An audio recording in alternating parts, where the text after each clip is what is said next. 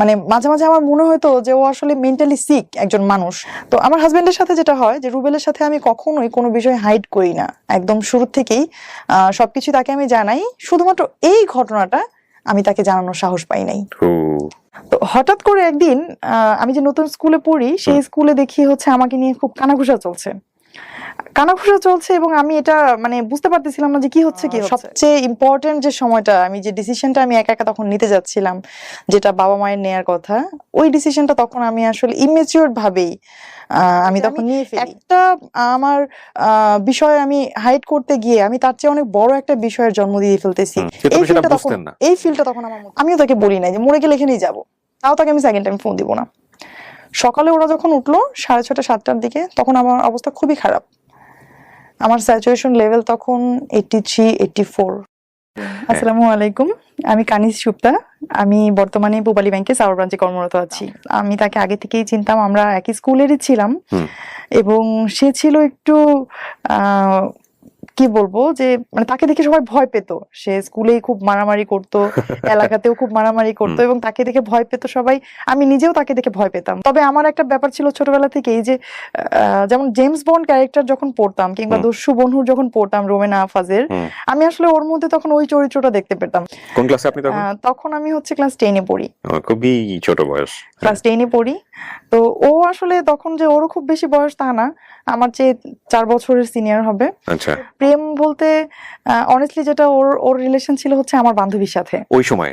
হ্যাঁ, ওই সময়। বাট তারপরে হচ্ছে তাকে আমার খুব ভালো লাগতো, ওই মানে দস্যু বন্ধুর পড়ার জন্য। আমার মনে হয় যে এথিক্যাল জায়গাটা আসলে বোঝারও বয়স না, ওটা খুব ছোট অল্প বয়স, যাকে চোখে দেখি তাকেই ভালো লাগে এরকম একটা বয়স। হ্যাঁ, বয়স একটা ব্যাপার ছিল। তারপর কিছুটা যদি আসলে পজিটিভলি দেখি ওর প্রতি, যে প্রেম ছিল ঠিকই, কিন্তু প্রেমের কোনো এক্সট্রিম লেভেল ছিল না। ওই মাঝে মাঝে একটু দেখা সাক্ষাৎ করতো, আমিই তো থাকতাম পাশে, কথা বলতেছে আমি তো থাকতাম পাশে। আমাকে বান্ধবীর পাশে আপনিই থাকতেন? হ্যাঁ, আমাকে আইসক্রিম কিনে দিত, চকলেট কিনে দিত। ওকে। তো মানে আমার মাঝে মাঝে মনে হতো যে এই চকলেটটা তো আমি বায়াসড হয়ে পাচ্ছি বান্ধবীর মাধ্যমে, এটা তো কেন আমার ডিরেক্টলি আসছে না আমার কাছে? ডিরেক্টলি আসবে, এটা তো যখন আমি ভাবলাম বা শুনলাম ভালোই লাগতেছিল। তো তখন একটা ভালো লাগা আসলে তৈরি হয়ে যায়। আর ঠিক সেই সময়ই আমি যখন ক্লাস 10-এ পড়ি, তখন আমার বাবা যখন বুঝতে পারে যে আসলে না, এটা মানা করার পরেও আবার একটা পজিটিভ একটা সম্পর্কে তাদের চলে যাচ্ছে, আমার মেয়েকে তাহলে আর এখানে রাখা যাবে না।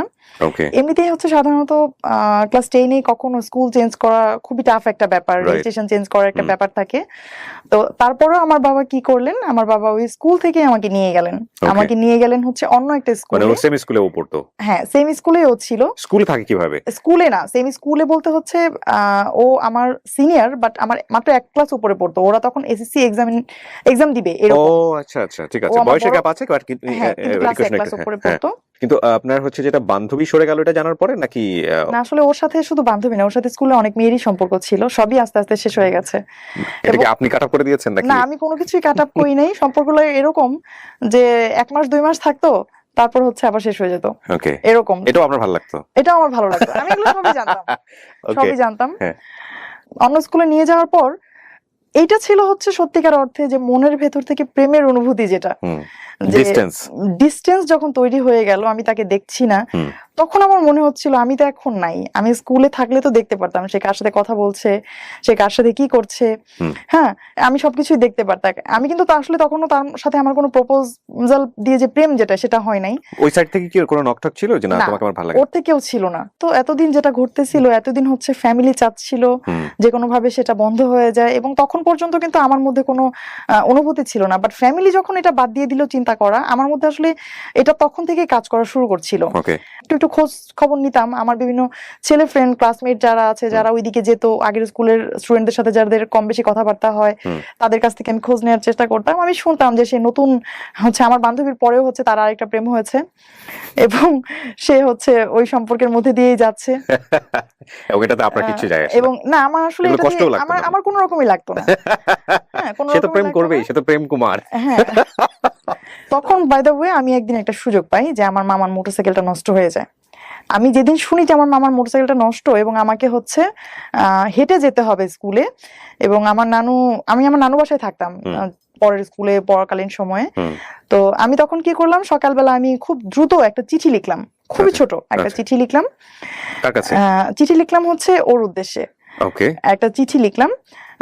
তখন পর্যন্ত ও জানে না যে আপনি ওকে পছন্দ করেন? না, তখন Very পর্যন্ত ও interesting. জানতো না।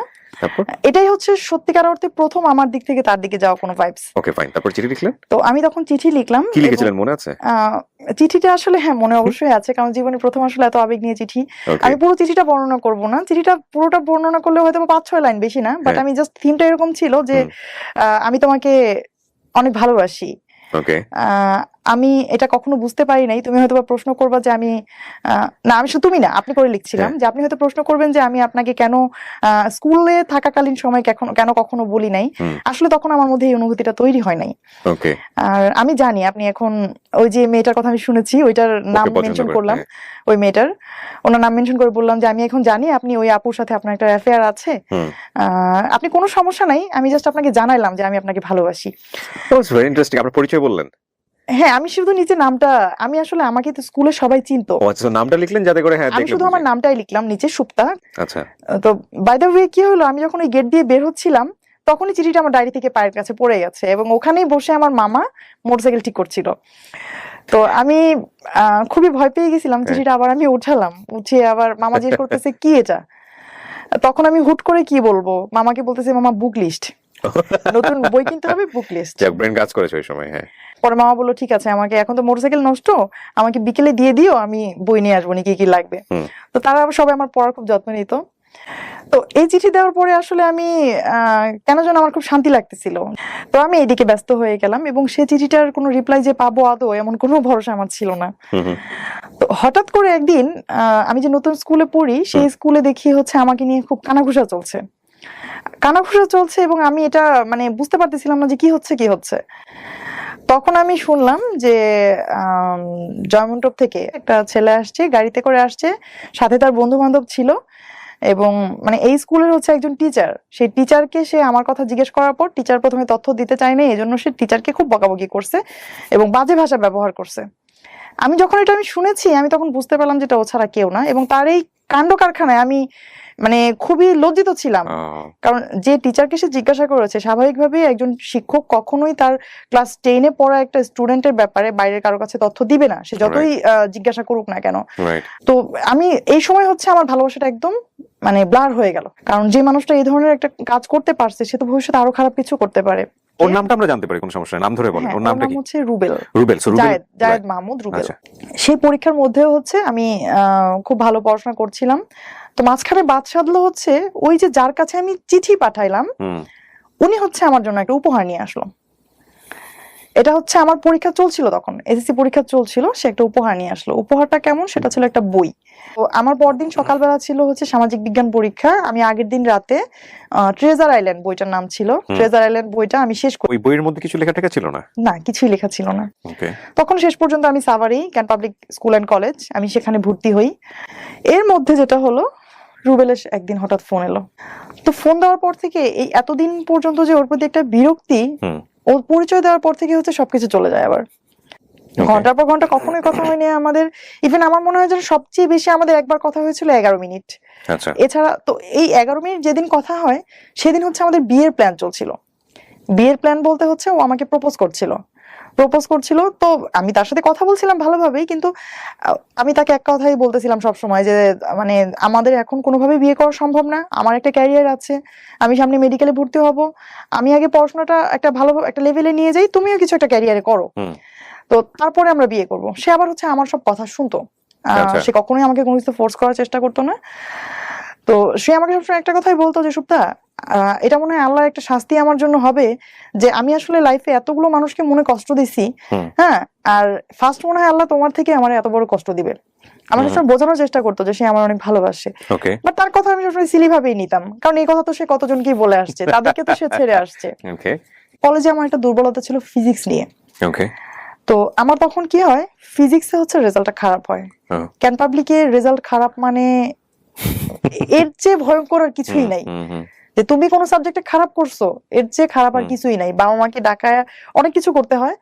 তো এই যে একটা ভয়, আমি কিন্তু ওই দিনের আগ পর্যন্ত তার সাথে চিন্তা ভাবনা কখনোই যে আমি এখন বিয়ে করবো না, ভবিষ্যতে বিয়ে করব। তখন আমি তাকে কি বলি যে আচ্ছা ঠিক আছে বিয়ে করব, কিন্তু আমি তোমার কথায় আমি তোমার সাথে যাব না, তোমার ফ্যামিলি যদি আমার সাথে কথা বলে, তারা যদি সাপোর্ট দেয় তাহলে আমি তোমাকে বিয়ে করব। আর তখন পরিস্থিতিটা এমন ছিল হ্যাঁ। যে আমার একটা পার্সোনাল একটা কি বলবো নিজের একটা ক্যারিয়ার তৈরি হচ্ছিল, ওই সময় আমার বাবা আমাকে কোনোভাবেই বিয়ে দিবে না। না, কিন্তু আমার কথা হচ্ছে যে আপনি ফিজিক্সে খারাপ করার পরে ডিসিশনটা কেন নিলেন? এখন যদি আমি আমার বাবা মাকে বলি আমার প্রতি যে আমার বাবা মা আত্মীয় স্বজনের যে একটা এক্সপেকটেশন, এটা নষ্ট হয়ে যাবে, আমার প্রতি তাদের একটা ধারণা খারাপ হয়ে যাবে, এই লজ্জা আমি কোথায় রাখবো? এই লজ্জাটা আমি কোথায় রাখবো? তখন আমার কি হয় যে আমি তখন ওরে বলি যে ঠিক আছে চলো আমরা বিয়ে করি। মানে বিয়ে করবো, লেখাপড়া বাদ দিয়ে দিব? না। তাহলে ফিজিক্সের রিকভারিটা কিভাবে হবে? আমি শেষ করি। ওকে, বল প্লিজ। পড়বো, বাট পরবর্তীতে অন্য কোথাও পড়বো। হ্যাঁ, অন্য কোথাও পড়বো, আরো ভালোভাবে, লাগলে আমি এক ইয়ার গ্যাপ দিয়ে দিব, মানে তারপর আমি আমার বাবার সামনে দাঁড়াবো না। ফাইন। সো বিষয়টা এরকম ছিল যে আসলে এই ফিজিক্সের খারাপটা আসলে অন্য কোনো ভাবে ডাইভার্ট হবে শুধুমাত্র বিয়ের রিজনে, যে না আমি বিয়ে করে ফেলেছি, দ্যাটস ওয়াই আমি 1 বছর গ্যাপ, কিন্তু আসলে তো রিজন হচ্ছে ফিজিক্স। এক্স্যাক্টলি। এটা কিন্তু এখন পর্যন্ত মনে হয় এই প্রোগ্রামটা দেখার পরে আমার বাবা জানবে। এই ঘটনা কিন্তু আমার বাবা এখনো জানে না যে আমার সেই সময় ফার্স্ট ইয়ারের থেকে সেকেন্ড ইয়ারে ওঠার সময় আমি ফিজিক্স একটা সাবজেক্টে আমি ফেল করি। ওকে, এটা আমার বাবা এখনো জানে না। ফিজিক্সে ফেল করে আপনি কেমিস্ট্রিতে ঢুকে গিয়েছেন। হ্যাঁ, তখন আমাদের মধ্যে খুব ভালো একটা কেমিস্ট্রি তৈরি হয়ে যাচ্ছিল। কিন্তু বিষয়টা আসলে কিন্তু সত্যি যে ওই সময়ের আগ পর্যন্ত তার সাথে যে কথা বলছিলাম, আমি ফোন দেওয়ার পর থেকে 1 মাস হয়ে গেছে প্রায় কথা বলছিলাম, আমার মধ্যে তখন একবারও কাজ করে নাই হ্যাঁ আমি বিয়ে করব। তখন আমার মধ্যে একটা ওই এরকম ভাব চলে আসছিল যে হলে হলো, না হলে আমরা বলি failure is the pillar of success. তো ওই সময় যেটা ছিল যে আসলে failure is the pillar of marriage. তখন এটা কিন্তু বাংলাদেশে অনেক মেয়েদের ক্ষেত্রে এটা হয়। হ্যাঁ, failure is the pillar of marriage. Okay, হ্যাঁ বলেন প্লিজ। কিন্তু আমি আসলে যদিও ফিজিক্সে খারাপ করেছি, এটা ও জানতো যে আমি ফিজিক্সের কারণে তোমাকে লাইফে নিচ্ছি, মানে ফিজিক্স চেঞ্জ করতেছে? ও জানতো। ওকে। এর মধ্যে আবার ওকে বললাম যে তুমি এক কাজ করো, তুমি একটু আমার বাসায় একটা মানে প্রপোজাল আবার পাঠিয়ে দেখো বাবা কি বলে। তখন ওদের বাসা থেকে সেকেন্ড টাইম একটা প্রপোজাল যায়, আমার বাবা ডিনাই করে দেয়। আর ডিনাই করার পর হচ্ছে তখন আমি আরো ভয় পেয়ে যাই যে কয়েকদিন পরেই তো আমার রেজাল্টের কথা জেনে যাবে, বিয়েটাও তো দিল না, এখন কি হবে? তখন আমরা সিদ্ধান্ত নিলাম যে হ্যাঁ আমরা বিয়ে করব। কিন্তু ওই যে কিছুক্ষণ আগে আমি বলছিলাম যে আমাদের বিয়েটা আসলে লাভ এবং ফ্যামিলি দুইটার কম্বিনেশন কেন, যে লাভটাও কিন্তু তখন খুব বেশি এক্সট্রিম লেভেলের তা না, মাত্র 1 মাস ধরে কথাবার্তা হচ্ছে আমাদের। আর ফ্যামিলি বললাম এই কারণে যে আমার বিয়েতে একটা পরিবার ছিল, তো তখন হচ্ছে ওর ভাই আমার সাথে আসে, ওর ভাই বলতে ওর বড় 2 ভাই। আমি কিন্তু ওর সাথে যাইনি। আমি যখন বাসা থেকে যেদিন বের হয়ে গেলাম এবং আমি যখন চলে গেলাম, এটা একটু ইন্টারেস্টিং, হুট করেই জাস্ট একদিন আগে আমার বার্থডে ছিল, 2 তারিখ, মে মাসের 2 তারিখে আমার বার্থডে ছিল। তো বার্থডেতে আমি আমার বাড়িতে আসি, আসার পর আমি আমার মার কাছ থেকে আমার সার্টিফিকেট গুলো নিয়ে নিই। এতদিন পর্যন্ত কিন্তু সবকিছু আমার মায়ের কাছেই ছিল আলমারিতে। তা আমার তো ভেতরে একটা অপরাধ বোধ কাজ করছিলই যে আমি চলে যাব, কিন্তু যাওয়ার পর তো আমার ফিউচারটাকে আমার সাজাতে হবে, আর সার্টিফিকেট গুলো আমার তখন জরুরি। আর আমার তখন একটা এরকম ছিল ভেতরে যে আমার যদি এরকম আমি চলে যাই, সেক্ষেত্রে হচ্ছে যে আমার বাবা মা কখনোই আমাকে আর মেনে নিবে না। আর এদিক থেকে ও প্রস্তুতি রেখেছিল যে না ঠিক আছে? ও মেন্টালি প্রস্তুত ছিল এবং ও তার ফ্যামিলিকে জানাচ্ছিল এবং তার ফ্যামিলি সবাই খুব খুশি ছিল। সবাই খুব খুশি ছিল। তো যেটা হয়েছে যে আমি প্রথমে আমার মার কাছ থেকে এগুলো নিলাম, এবং সবসময় যে আমি বিদায় নেই, এবারে বিদায় নেওয়াটা ছিল একটু ভিন্ন রকম, কারণ ওরা জানতো না, আমি তো জানতাম যে আমি চলে যাচ্ছি। এটাই আমার বাসায় আমার শেষ দিন। তখন আমার ছোট ভাইটার জন্ম হয়েছে ততদিনে। আমার ছোট ভাইটা তখন ছোট, 4 বছর 4.5 বছর বয়স হবে ওর। তো আমি আমার ছোট ভাইকে খুব আদর করে ওকে হচ্ছে কিছু চকলেট কিনে দিয়ে আসি আসার সময়, ওকে অনেকক্ষণ ধরে আদর করি। তখন আমার আম্মু বলতেছে যে আবার না আসবা সামনের সপ্তাহে, এত দেরি করলে হবে, তাড়াতাড়ি যাও। আমাদের হচ্ছে সাভারে একটা জায়গায় আমার বাবা আমাকে থাকার অ্যারেঞ্জ করেছিল। ওখানে থেকে আপনি পড়তেন? আপনার ফ্যামিলি থাকতো মানিকগঞ্জে? আমার ফ্যামিলি মানিকগঞ্জে সিঙ্গারে থাকতো। তো আমি আবার প্রতি সপ্তাহে যেতাম সেখানে। ওই মাঝখানে 2-3 দিনে হচ্ছে এটা নিয়ে কথা হচ্ছিল যে কোথায় কি করব, এবং আমি সবসময় বলতেছিলাম যে দেখো আমি 1 কাপড়ে আসবো, হ্যাঁ তুমি কিছু করো না, আমি যদি কোনো কিছু এভাবে নিয়ে আসি বাসা থেকে, তাহলে সবাই বলবে যে আমি আমার এই টাকা পয়সা দিয়ে বা আমার অর্নামেন্টস সেল করে তুমি হচ্ছে তোমার মতো করে চলতেছো। ও তখন বলছে হ্যাঁ ঠিক আছে, তোমার কিছু আনতে হবে না, শুধু তুমি আসো।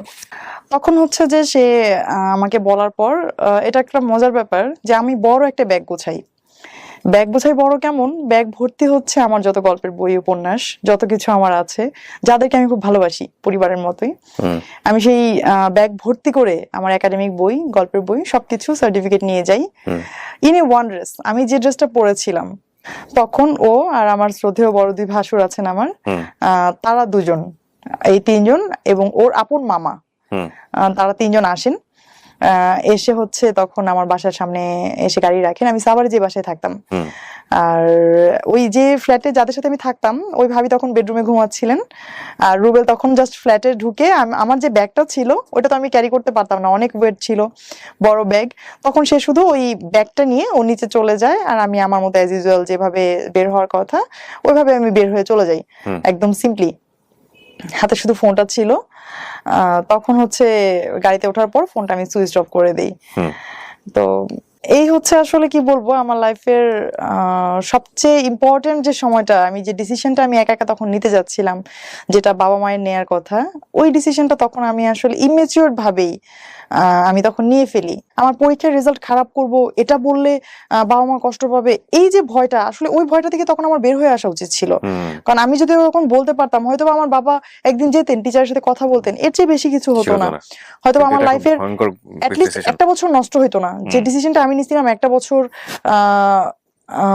পরে আমি আবার নতুন কোনো ইয়েতে ভর্তি হব, সেখানে ভালো পড়াশোনা করব, এই ফিল্ডটা ঢাকে। বাট একটা ওই যে একটা কথা আছে না, যে জ্বলন্ত চুলা থেকে গরম তেলের মধ্যে লাফ দেয়া, বা গরম তেল থেকে জ্বলন্ত চুলায় লাফ দেয়া, এরকম একটা ব্যাপার ছিল যে আমি একটা আমার বিষয় আমি হাইড করতে গিয়ে আমি তার চেয়ে অনেক বড় একটা বিষয়ের জন্ম দিয়ে ফেলতেছি। এই ফিলটা তখন আমার মধ্যে ছিল না। তো যেটা হলো যে অ্যাজ ইউজুয়াল আমাদের বিয়ে হয়ে গেল কোর্টে, আর তখন আমার বয়স ছিল মাত্র 14+।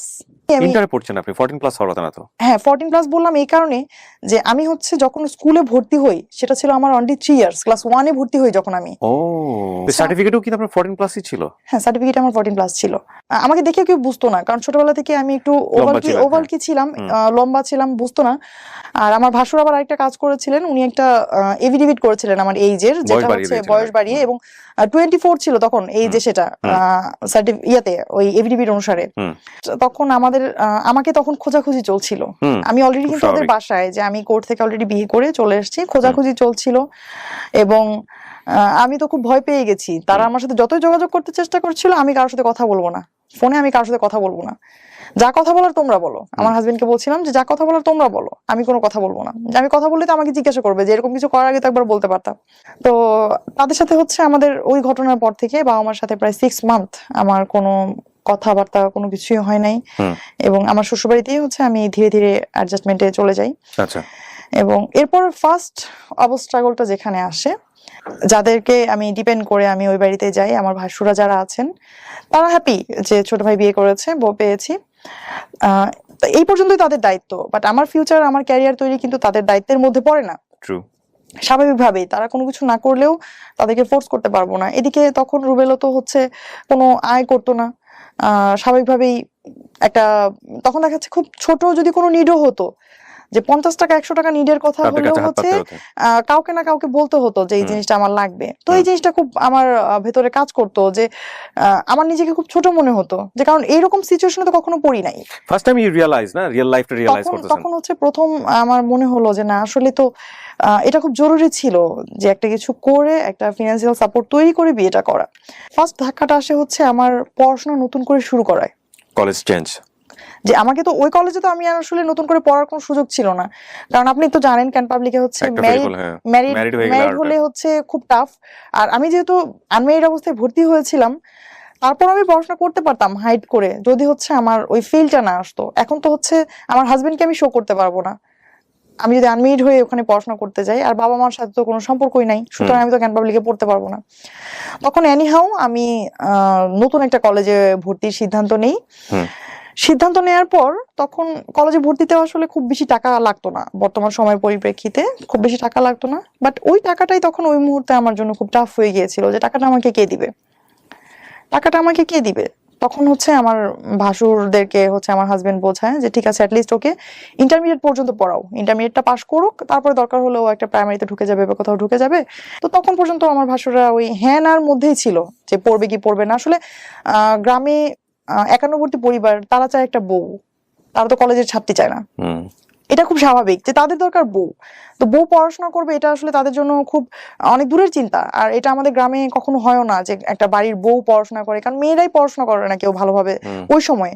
এই জায়গাটা থেকে হচ্ছে আমার আশেপাশে পরিচিত যারা ছিল, এক কথাই আমি যাদের কাছে মধ্যমণি হয়েছিলাম একটা সময়, আত্মীয় স্বজন পাড়া প্রতিবেশী সবাই হচ্ছে তখন আমার হাজবেন্ড সম্পর্কে কিছু ব্যাড কমেন্টস করতো হচ্ছে যে ওদের সম্পর্কটা থাকবে না এবং ওই ছেলের সাথে কোনোভাবেই ও অ্যাডজাস্ট করতে পারবে না এবং তার ক্যারিয়ারটা শেষ হয়ে গেল, এই ধরনের বিভিন্ন কথাবার্তা বলতো, যেটা হচ্ছে ওকে খুব কষ্ট দিত। বাট আমার অভিজ্ঞতাটা তখন ধীরে ধীরে চেঞ্জ হচ্ছিল। এইরকম যে প্রেমিক হিসেবে সে যতটুকু খারাপ, একজন হাজবেন্ড হিসেবে সে তার চেয়ে শতগুণ ভালো। এটা আপনার মনে ফিলিং, এবং আমার আস্তে আস্তে তখন ফিলিংটা আমার এরকম হচ্ছিল, এটা ও প্রুফ করার চেষ্টা করছিল। একদম ইনস্ট্যান্ট আমাদের বিয়ের দিন থেকে আমি যেটা দেখেছি, সে হচ্ছে টোটালি চেঞ্জ একজন মানুষ। আমি আগে যাকে চিনতাম এই রুবেল সেই রুবেল না। যে আমার শ্বশুরবাড়িতে হচ্ছে অনেক বড় উঠান ছিল এবং তখন পর্যন্ত কোনো কাজের লোক ছিল না, আর ওই কাজগুলো হচ্ছে বাড়িতেই যারা ফ্যামিলি মেম্বার তাদেরকেই করতে হতো। তো এটা হচ্ছে আমার বাড়িতে প্রায় 24 জন ফ্যামিলি মেম্বার ছিল ওই সময় আমার শ্বশুর বাড়িতে, এবং এদের যে রান্না বাড়ার একটা ব্যাপার, এদের খাবারের পর হচ্ছে থালাবাটি ধোয়ার একটা ব্যাপার, এগুলো কিন্তু অনেক বড় প্রেশারের একটা বিষয় এবং এগুলো সব নিজেরাই করতে হতো। ওই সময় কিছুদিন কাজের লোক ছিল না। তো যেটা হয়েছে যে এগুলো করতে গেলে তো স্বাভাবিকভাবে আমার পড়াশোনা হবে না। তখন কি ও পড়াশোনা মোটামুটি কি বন্ধ করে দিয়েছে? একদম ও পড়াশোনা বন্ধ করে দিয়েছে, ইন্টার থাকতেই মোটামুটি ড্রপ করে ফেললো নাকি? না, এসএসসির পরেই ও আর পড়াশোনা করতে পারেনি আমার জন্যই। তাহলে চিন্তা করে দেখেন, এখানে একটা ভয়ঙ্কর রকমের ডাইমেনশন আছে। সেটা হলো যে সে এসএসসির পরে পড়েনি, এরকম একটা সময় সে বিয়ে করেছে। এই বাসাতে পড়াশোনার কালচারটা মেয়েদের ক্ষেত্রে সাধারণত বাংলাদেশের সামাজিকতা যেরকম হয় গ্রাম বাংলাতে ওরকমই, যে বাড়ির বউ এত পড়াশোনা করে কি করবে। আবার এখানে আরেকটা কমপ্লেক্সিটি গ্রো করার একটা ব্যাপার আছে, সেটা হচ্ছে হাজবেন্ড এসএসসি পড়ার পড়াশোনা করছে না, মেয়ে তখন ইন্টারমিডিয়েটে পড়ছে এবং তাকে আবার ইকোনমিকের একটা ব্যাপার স্যাপার আছে যে সে যে সায়েন্সে পড়তো, সে সায়েন্সের সাবজেক্টগুলো প্রাইভেট পড়াতে পারবে না। সো পড়াশোনা বন্ধ হয়ে যাওয়ার জন্য যতগুলো রাস্তা ওপেন থাকার দরকার এখানে সবকিছু ওপেন আছে, কিন্তু ঘটনা কি ঘটেছে সেটা খুব ইন্টারেস্টিং। এবং আপনারা কিছুটা বুঝতেই পারছেন, কারণ উনি এখন পূবালী ব্যাংকে আছে, তার মানে উনি নিশ্চয়ই পড়াশোনা করেছে। গল্প আমাদের শেখানো না, গল্প আরো অন্য জায়গাতে, একটু মনোযোগ দিয়ে শুনতে হবে। বলেন প্লিজ। এবং বিয়ের পরে যে ফিনান্সিয়ালি ক্রাইসিসটা চলে আসে, তখন এমন একটা পর্যায়ে চলে আসে যে হয় হচ্ছে ওর এসএসসি পরীক্ষার এক্সামগুলোতে অ্যাটেন্ড করার জন্য টাকা জমা দিতে হবে, অথবা আমার কলেজে ভর্তি হতে হবে। সে বলে যে দেখো আমি তো ভালো স্টুডেন্ট না বেশি, আমি হয়তো পড়াশোনা করব কোনো রকম, আমার পড়াশোনাটা চলতে থাকবে, বাট তুমি তো ভালো স্টুডেন্ট, তুমি তোমার পড়াশোনাটা চালায় যাও। তখন সে আমার জন্য এই স্যাক্রিফাইসটা করে যে সে পড়াশোনা না করে সে আমার জন্য পড়াশোনার একটা অপরচুনিটি তৈরি করে দেয়। অথচ সে কিন্তু এটা বলতে পারতো, বা আমিও তাকে বলেছিলাম যে এক কাজ করো, যে তুমি এসএসসিটা করো, আমি দরকার হয় একটা বছর আমি ওয়েস্ট করি, একসাথে আমরা কলেজে ভর্তি হব, ততদিন একটা ফিনান্সিয়ালি একটা সাপোর্ট আসতে পারে, এরকম প্রপোজ আমি তাকে করেছিলাম। বাট সে আমাকে বলছে না, আমি চাই না তোমার লাইফের সময় নষ্ট হোক, সে আমাকে এরকম বলতো। তো আমার হাজবেন্ড যেটা করতো, আমার যাতে কোনো ঝামেলা না হয় এবং আমাকে যেন কেউ পড়াশোনার জন্য বলতে না পারে যে ও কলেজে গেছে, এজন্য হচ্ছে আমরা বাড়িতে এই কাজটা হয় নাই। ও কি করতো, অন্ধকার থাকতে ফজরের আজানের আগে যখন কেউ উঠতো না, তখন উঠে সে হচ্ছে ওই উঠানটা ঝাড়ু দিত, পুরো উঠানটা। আমার হাজবেন্ড যে হচ্ছে সারা জীবন স্কুলে মেয়েদের পেছনে ঘুরেছে, যে হচ্ছে স্টেজে গান গেয়েছে, হ্যাঁ মারামারি করেছে, মানুষ তাকে দেখে ভয় পেত, সে এইরকম কাজ করতো আমার জন্য, যে কেউ দেখার আগে, যখন কেউ না দেখতো তখন হচ্ছে সে পুরো উঠানটা ঝাড়ু দিত। এবং সেই উঠানটাও কিন্তু অনেক বড়, প্রায় 45% জায়গার উপর আমাদের বাড়ি, চতুর্দিকে দোতলা এবং মাঝখানে অনেক বড় উঠান, এবং সেই উঠানটা অনেক বড়। এক কথাই সেই উঠানটা বুঝবেন 1 বিঘার প্রায় 1.5 বিঘার কাছাকাছি। এই উঠানটা ঝাড়ু দিতেও প্রায় 25 থেকে 30 মিনিট লেগে যায় স্পিডে ঝাড়ু দিলেও। তো সেই কাজটা সে করতো, আসলে অনেকটা স্কুলের মতোই দেখতে, চতুর্দিক থেকে দোতলা, হ্যাঁ চতুর্দিকে দোতলা, এবং ডিজাইনটা অনেকটা স্কুলের মতোই, যে কোনো রুমের সাথে কোনো অ্যাটাচড বাথরুম নাই, একদম প্রত্যেকটা লাইনের শেষে হচ্ছে ওয়াশরুম, পুরোনো আমলে জমিদার বাড়ির মতো একটা। তো ওদের কিন্তু ফ্যামিলি ওয়েলদি ছিল, 1.5 বিঘা জমির উপর বাড়ি হলে ওয়েলদি হওয়ার কথা, এবং গ্রাম অঞ্চলে। কিন্তু ও হচ্ছে স্যাক্রিফাইস গুলো করতো, কারণ হচ্ছে ওর পার্সোনাল কোনো ইনকাম ছিল না, এটা ওর মধ্যে খুব কাজ করতো যে এটা নিয়ে যেন কেউ কিছু কখনো বলতে না পারে। তো সে যখন ওই উঠানটা ঝাড়ু দিত, এমনও হয়েছে কখনো যে আমি ঘুমিয়ে আছি, আমি জানি না সে যে উঠান ঝাড়ু দিচ্ছে, আমি জানি না। তো সে হচ্ছে এগুলো করতো, করে সকালে যদি কেউ জিজ্ঞেস করতো কে করছে, বলতো যে সুপ্তা কলেজে যাওয়ার আগে এগুলো সব শেষ করে গেছে। ওই যে বললাম যে আমি যখন স্কুলে ওকে চিনতাম যে সময়টাতে, সে সময়টাতে ছিল হিরোর মতো, কল্পনায় হিরোর মতো, তার স্টাইল ছিল অন্যরকম। হিরো এখন বাসন মাজছে, তার হিরো এখন গান ঝাড়ু দিচ্ছে। C this is the change. এবং এগুলো কিন্তু সংসার জীবনে খুবই গুরুত্বপূর্ণ। কেন বলছি একটু সামনের দিকে যখন আমরা যাবো তখন বুঝবো আর কি। জি বল প্লিজ। কলেজে আসতে হচ্ছে মানিকগঞ্জ থেকে সাভারে জার্নি করে, আমি তখন কনসিভ করেছি। আর ওই সময়টাতেই হচ্ছে জার্নিতে একটা প্রবলেম ছিল। আমাদের সিঙ্গারি রোডে যারা মানিকগঞ্জবাসী যারা, তারা জানেন যে আমাদের সিঙ্গারের যে রোডটা, এটা কি পরিমাণ ভাঙা ছিল যে পুরো গাড়িটা একটা ভাইব্রেশন মুডে। আমি তখন হচ্ছে কলেজে আসতাম প্রতিদিন। তখন সে একটা সময় তার ব্যবসার পাশাপাশি সে কি করলো, সে একটা বাইক নিল। সে হচ্ছে আমাকে, এটা আমার জন্যই নেয়া, তার মানে ঠিকমতো পৌঁছে দেওয়ার জন্য। এবং সে বাইকটা নিয়ে শুধুমাত্র হচ্ছে আমাকে কলেজে পৌঁছে দিয়ে সে কলেজের বাইরেই দাঁড়িয়ে থাকতো। কেন? যে তাকে যদি আবার ফেরত যেতে হয় এই 15-20 মাইল জায়গা, সে যদি আবার যায়, তার বাইকে একটা তেল খরচ হবে অতিরিক্ত, আবার আমাকে আনতে হবে, আরেকবার তেলটা খরচ হবে। তখন সে কি করতো, ওইখানেই বসে থাকতো। তার কিন্তু নিজেরও তখন একটু ব্যবসা শুরু হয়েছে, সে ওইখানেও তার প্রচুর থাকা দরকার, তার কোনো কর্মচারী ছিল না, সবাই জানতো, কিন্তু ও হচ্ছে কখনো ফিজিক্যালি কারোর সাথে পরিচয় হতো না। এটা একদম মানে আমার আরো খারাপ লাগতো যে আমার কোনো বান্ধবী, বন্ধু, কোনো টিচার, কারোর সাথে তুমি কেন পরিচয় হও না? ওর একই কথা যে তুমি দয়া করে আমাকে কারোর সঙ্গে পরিচয় করাই দিবা না, পরিচয় করার যখন সময় হবে তখন আমিই বলবো হ্যাঁ আমাকে তুমি পরিচয় করায় দাও। তো সে তখনও যাইতো না। দেখা যাচ্ছে আমার টিচারও দাঁড়ায় আছে, সে দূরে দাঁড়ায় আছে, আমি তার সামনে কথা বলতাম না, কারণ হচ্ছে যে মানা করছিল যে তাকে যেন আমি কারোর সামনে প্রেজেন্ট না করি। টিচারটা চলে যাচ্ছে, তারপর আমি আবার তার বাইকে চলে যেতাম। মানে জাস্ট একটা গাছের তলায় মেইন রোডের পাড়ে সারাদিন গাড়ি যাচ্ছে, ধুলো যাচ্ছে, সে ওখানেই বসে আছে। আমি তাকে বলতাম মাঝে মাঝে যে পাশে নদী আছে, তুমি তো একটু ওদিকে ঘুরে আসলেও পারো। তো সে বলতো না, আমার ঘুরতে ভালো লাগে না, আমার বসে থাকতে ভালো লাগে। একটা মানুষ, আপনি চিন্তা করেন আপনি কতক্ষণ বসে থাকতে পারবেন, কয়দিন বসে থাকতে পারবেন? সে আমার প্রেগনেন্সির পুরো সময়টা সে হচ্ছে ওখানে বসে থাকতো। ইভেন বিলিভ করবেন না, একদম ছোট একটা বাচ্চাদের মতো, যে একটা মা যেমন তার সন্তানের পেন্সিল আছে কিনা, রাবার আছে কিনা, প্লে নার্সারিতে পড়ুয়া একটা বাচ্চার খেয়াল রাখে, ওই বাচ্চার কিন্তু কোনোদিন এটা ভাবতে হয় না আমার পেন্সিল নাই, আমার কলম নাই। ইভেন স্টিল আমি যখন সেই সময়টাতে পড়াশোনা করতাম, আমার কোনোদিন এটা মানে ওকে বলতে হয় নাই যে আমার একটা পেন্সিল লাগবে, একটা জ্যামিতি বক্স লাগবে, একটা খাতা লাগবে। সে সবকিছু চেক করে সময়ের আগে সে সবকিছু নিয়ে আসতো আমার জন্য। তো আমার হাজবেন্ড হচ্ছে আমাকে কখনো পরীক্ষার হল থেকে বের হয়ে কখনো জিজ্ঞেস করতো না আমাকে যে তোমার এক্সাম কেমন হয়েছে। আমি ওকে বলতাম যে আমি যে পরীক্ষা দিচ্ছি তোমার তো কোনো ফিল নাই। পরে বলতেছে কেন?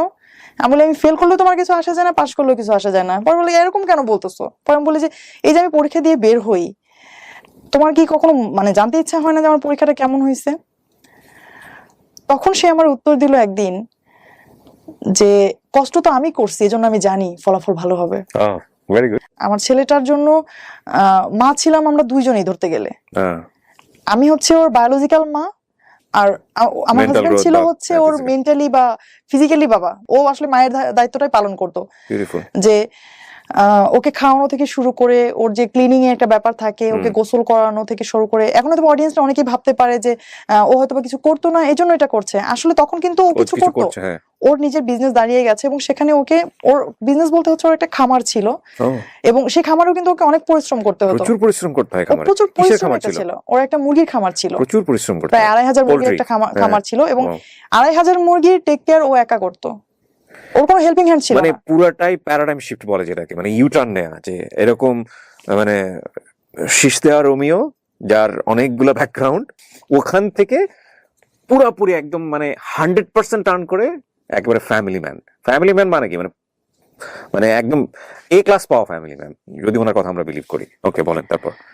মানে মাঝে মাঝে আমার মনে হতো যে ও আসলে মেন্টালি সিক একজন মানুষ, তা না হলে আসলে এইভাবে কেউ বাচ্চার টেক কেয়ার করতে পারে না। মানে বাচ্চার ব্যাপারে সে এত বেশি কনসাস ছিল যে বাইরে কেউ আসলে সে বাচ্চাকে মানে তার কোলে দিতে ইতস্তত বোধ করা, যে দেখা যাচ্ছে আত্মীয় স্বজন আসছে, বা গ্রামে তো এরকম থাকে যে ছোট বাচ্চাকে কেউ কোলে নিচ্ছে বা আসছে, সে দিত না। আবার সে আরেকটা কাজ করতো, যে আমি যখন হসপিটাল থেকে আমাকে বাসায় নেওয়া হয় বাচ্চার বার্থের পর, তো ওই অবস্থায় তো আসলে ছেলে মানুষ সাধারণত বাচ্চাদেরকে কোলেই নিতে একটু মানে হিমশিম খেয়ে যায়। তো আর এমনিতে তো ন্যাচারালি গ্রামে একটা বিলিফ থেকে যায় যে 40 দিন পর্যন্ত বাচ্চাকে কোথাও বের করা হয় না। আর সে যেটা করতো, ওই হসপিটাল থেকে আনার 2-1 দিন পরে, অর্থাৎ আমার বাচ্চার বয়স যখন 7 থেকে 8 দিন, তখন সে আমার বাচ্চাকে নিয়ে ঘুরতে যেত বাইরে। সে কোলে করে ড্রেস পরিয়ে সে ঘুরতে নিয়ে যেত বাইরে, এবং বাইরে সবাইকে নিয়ে দেখাতো যেটা আমার ছেলে। ডেকে যেটা ডেকে কিন্তু ওই দেখাতো। বয়সে একটা লজ্জা পাওয়ার ব্যাপার। এক্স্যাক্টলি, কারণ আমি এটাই বলতেছি যে সাধারণত এতটুকু মানুষ বাবা হয়েছে, এটা তো আসলে সে আরো একটু হাইড করে রাখে Shy feel করার স্বাভাবিকভাবে। তখন হচ্ছে আমি আইনে ভর্তি হই। লতে? হ্যাঁ, আমি লতে অনার্স করার জন্য ভর্তি হই হচ্ছে প্রাইম বিশ্ববিদ্যালয়ে। ওকে। আমি বাসায় না থাকলে সে টেক কেয়ার করতো।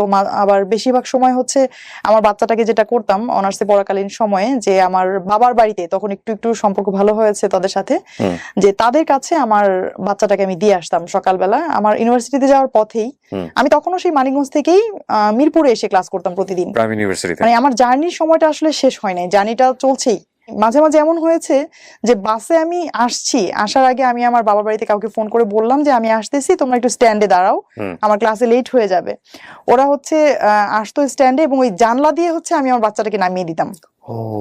এটা এই দৃশ্যের অনেকেই সাক্ষী, আমাদের এলাকায় যারা আছে তারা সবাই হচ্ছে আমার ছেলেটাকে নিয়ে হাসাহাসি করতো যে ও তো হচ্ছে জীবনে যতবার মানে ঘরে ঢুকেছে তার চেয়ে বেশিবারও হচ্ছে বাসের জানলা দিয়ে নামা ওঠা করছে। But you never give up. একটা মানে মজার বিষয় হচ্ছে যে এত স্ট্রাগলের মধ্য দিয়েও এই ভদ্রমহিলা কোনো গিভ আপ করেন নাই নিজেকে, যে না আমি ঠিক আছে বাচ্চা হয়েছে কিন্তু আমি লেখাপড়া থেকে সরে যাবো, বাট নট লাইক দিস, লেখাপড়া থেকে সরে নাই। এবং নিশ্চয়ই লাইফে একটা এম ছিল। লতে পড়ছিলেন কেন আপনি?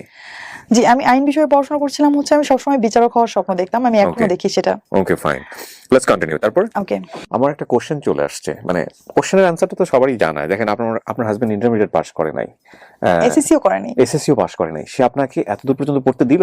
এটা আমাদের সামাজিকতার জায়গা থেকে এই প্রশ্নটা কখনো কোনো কোশ্চেন করেনি নাকি ইন্সপায়ার করেছে? আমার হাজবেন্ড আসলে শুরু থেকে যেটা করেছে যে ও আমার জন্য সবসময় ইন্সপিরেশন ছিল, সব সময়। আমার কখনো কোনো একটা মুহূর্তের জন্য মনে হয় নাই যে ও আমাকে কোনো একটা জায়গা থেকে একটু একটা ইনফেরিয়রিটি কমপ্লেক্স হবে না যে ভোগে না, অনেকে কিন্তু ভোগে। সি আমাদের সমাজটা কেমন, আমাদের সমাজে বিয়ে করতে গেলেও দেখা হয় যে ওয়াইফের উচ্চতা হাজবেন্ডের উচ্চতা থেকে কম কিনা, যদি এটাও একটু বড় হয়ে যায় ওটাকে স্বাভাবিক চোখে দেখা হয় না। এবং এটা তো শুধু গেল চোখের দেখা। আপনি যদি আসেন এবার এই পড়াশোনা বা ক্যারিয়ার, এমন একটা জব করছে হাজবেন্ড যেটাতে হাজবেন্ড কম ইনকাম করে ওয়াইফের জায়গা থেকে, কিংবা আপনার এডুকেশনের দিক থেকে হচ্ছে ওয়াইফের চেয়ে পেছানো, এই বিষয়গুলো কিন্তু আমাদের সামাজিক দৃষ্টিকোণ থেকে অনেক বড় ব্যাপার এবং সংসারও কিন্তু অনেক ধরনের কমপ্লেক্সিটি গ্রো করে। আপনার ক্ষেত্রে এরকম কোনো কিছু হয়নি?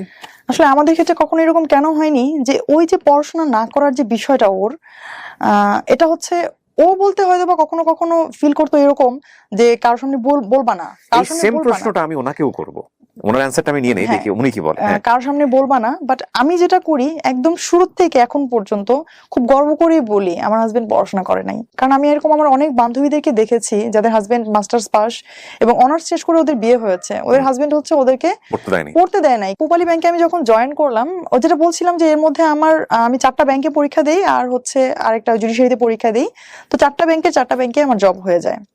জব হয়ে যাওয়ার পর পূবালী ব্যাংকে আমার পোস্টিং হয় হচ্ছে আমার বাসার খুব কাছে, এই জন্য হচ্ছে আরেকটা ব্যাংকে যেটা হয় আমার এর চেয়ে ভালো একটা পদে জব হয়, কিন্তু আমি শুধুমাত্র বাড়ির কাছে, এই জন্য আমি এই শাখাতেই জয়েন করি পূবালী ব্যাংকে।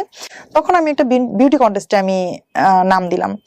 তো আমার হাজবেন্ডের সাথে যেটা হয় যে রুবেলের সাথে আমি কখনোই কোনো বিষয় হাইড করি না, একদম শুরু থেকেই সবকিছু তাকে আমি জানাই। শুধুমাত্র এই ঘটনাটা আমি তাকে জানানোর সাহস পাই নাই। অনেকেই দিবেন, আপনি এক্সপ্লেইন করার দরকার নেই, বাংলাদেশের নাই আমি মনে করি এটা দিবে না, অনেকেই দিবে না। যখন হচ্ছে আমি সেমিফাইনালে চলে গেলাম, এখন তো এটা টিভিতে প্রচার করছে, রেগুলার টিভিতে দেখাবে, প্রচার হবে, কখন আবার দেখে ফেলে, দেখলেই তো চিন। তখন যদি কোনো প্রশ্ন করে এখন আমি কি করব, বলতে তো হবে, জানাতে হবে। তখন আমি ওকে একদিন সাহস করে এরকম বললাম যে রুবেল, আমাকে কেমন লাগছে, একটা সুন্দর ড্রেস পরার সামনে দাঁড়ায় বলতেছে আমাকে কেমন লাগতেছে। পরে বলতেছে যে ও আবার এমনিতে হচ্ছে আমাদের মধ্যে কম, যে একটা আছে যে ওই কাউকে খুশি করার জন্য কিছু বলা, যে তোমাকে অনেক ভালোবাসি বা তোমাকে অনেক সুন্দর লাগছে, এই বিষয়গুলো আমাদের মধ্যে কম, শুরু থেকেই কম। তো ও তখন আমাকে বললো হ্যাঁ হ্যাঁ এটা এরকম হয়েছে, এটা এরকম হয়েছে। তো বললাম যে সব মিলে কেমন, সুন্দর লাগছে না পচা লাগতেছে, এটা বলো। তো বলতেছে হ্যাঁ সুন্দর লাগতেছে। তো বললাম আচ্ছা ধরো আমি একটা বিউটি কন্টেস্টে এখন আছি, হ্যাঁ আমি বিউটি কন্টেস্টে আছি, তুমি শুনলা, হ্যাঁ তখন তোমার অনুভূতি কি হবে? তখন ও দুষ্টমি করে বলতেছে যে আমি তো তখন মানে মাইকিং করে প্রচার করবো যে আমার ওয়াইফ হচ্ছে বিউটি কন্টেস্টে আছে, এই সেই, হাসতেছে। তখন আমি বললাম যে রুবেল যদি সিরিয়াসলি এরকম শোনো, তখন ও আস্তে আস্তে করে হচ্ছে ওই হাসিটা থেমে গেল, সিরিয়াসলি শুনবো মানে কি। পরে তখন ওরে মানে একদিন পরে আমি আবার বলতেছি রুবেল আমি কালকে যেটা বললাম আসলে কিন্তু বিষয়টা এরকম। তখন হচ্ছে ও প্রথমে একটু রেগে গেল, রেগে গেল হচ্ছে আমাদের মধ্যে আসলে যে এতক্ষণ যেটা বলতেছিলাম যে ভালোবাসার যে বিষয়টা, কেয়ারিং এর যে বিষয়টা, এইটা যেমন তীব্র আমাদের মধ্যে কিন্তু রাগও তীব্র। রাগ হচ্ছে আমরা দুজন দুজনের সাথেই প্রচন্ড, এবং আমাদের এটা খুব কমন যে প্রতিদিন কমপক্ষে একবার হলেও ঝগড়া হয় যে কোনো বিষয় নিয়ে, এবং ঝগড়াটা এরকম যে ঝগড়া হচ্ছে 10 মিনিট পরে আবার খুব স্বাভাবিকভাবে কথাবার্তা, কিছু হয় নাই। এটা খুব জরুরি, ঝগড়াও জরুরি, এই মিনিমাইজেশনটাও খুব জরুরি সংসার জীবনে। জি।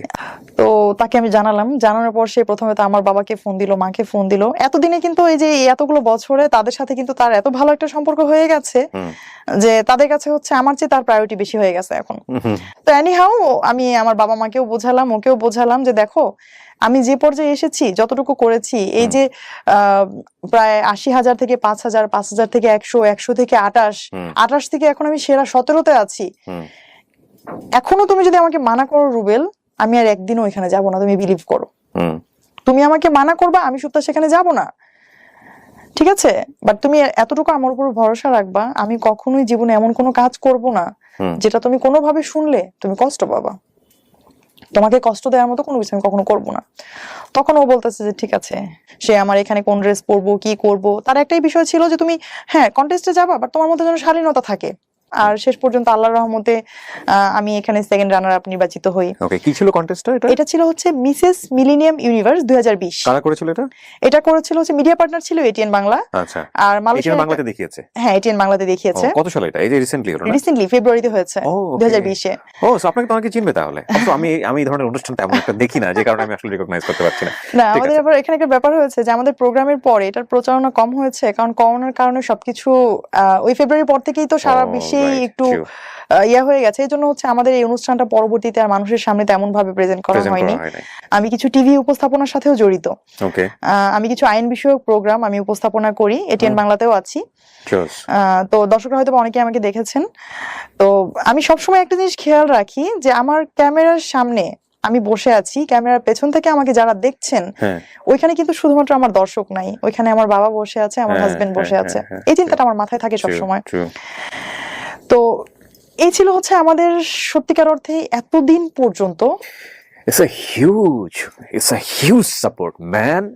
আমি চিন্তা করতে পারি না যে একটা মানুষ যে লেখাপড়া বেশি দূর যেতে পারেনি, সে তার ওয়াইফকে এত বড় সাপোর্ট দিয়ে গেছে, এবং সবচেয়ে এক্সট্রিম লেভেল। বাংলাদেশ উনি যেটা বলছিল যে মিডিয়া সম্পর্কে সাধারণ মানুষের যে conception, that is absolutely true. কেউ এরকম একটা কমপ্লেক্স সিচুয়েশন আছে মিডিয়া সম্পর্কে, একটা অবজারভেশন, সেখান পর্যন্ত এই ভদ্রলোক সাপোর্ট দিয়ে গেছে যে ঠিক আছে আমার ওয়াইফ সেখানেও কাজ করবে।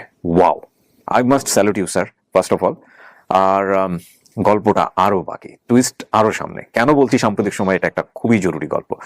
এরই মধ্যে লাস্ট রোজাতে আমি অসুস্থ হয়ে যাই, হঠাৎ করে অসুস্থ হয়ে যাই। এটা ছিল হচ্ছে মে মাসের দ্বিতীয় সপ্তাহ। আমি অসুস্থ হয়ে যাই 2020-এ।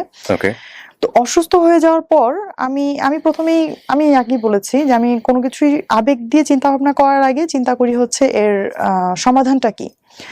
আর বর্তমানে যেহেতু সারা দেশে একটা প্যান্ডেমিক একটা সিচুয়েশন ক্রিয়েট হয়ে গেছে, তো আমি কি করেছি যে আমি সাথে সাথে আমার ডাক্তারের সাথে কনসাল্ট করেছি।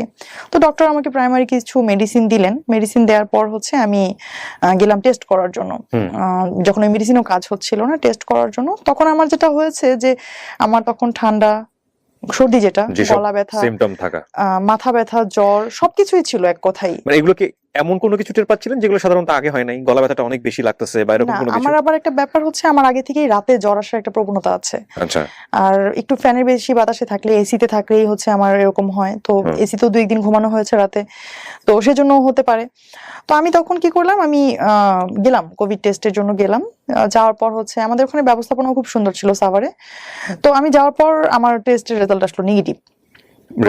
এটা হচ্ছে মের 18 তারিখে আমি টেস্ট করি, 19 তারিখে আমার রেজাল্ট আসে নেগেটিভ।